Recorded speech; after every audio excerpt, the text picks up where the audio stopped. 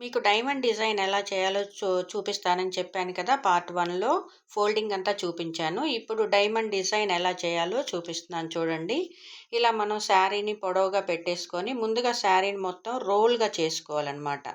ఇలా రోల్ చేసుకోవటం వల్ల మనకి శారీ అనేది డైమండ్ డిజైన్ చేసుకోవటానికి ప్రిపరేషన్‌కి చాలా బావుంటదనమాట.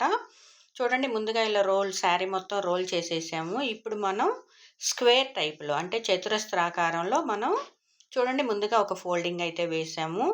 తర్వాత ఇక్కడి నుంచి మనం రివర్స్ ఫోల్డింగ్ చేసుకుంటూ వెళ్తామన్నమాట.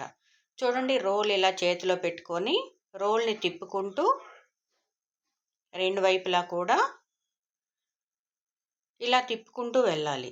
ఇలానే మీరు కూడా వర్క్ నేర్చుకోవాలి అనుకుంటే నేను పైన ఇచ్చిన నెంబర్‌కి కాల్ చేయండి. ఒకవేళ నేను కాల్ లిఫ్ట్ చేయకపోతే వాట్సాప్‌లో మెసేజ్ చేయండి.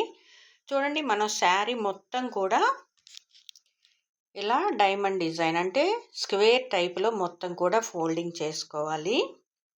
మనం ఒక మీటర్ పళ్ళు కూడా వదిలేసుకోవాలండి. మనకు శారీకి పళ్ళు ఇంపార్టెంట్ కదా! కాబట్టి మొత్తం ఫోల్డింగ్ అయిపోయిన తర్వాత చివర్లో 1 మీటర్ ఫోల్డింగ్ పళ్ళు కోసం వదిలేస్తున్నాం.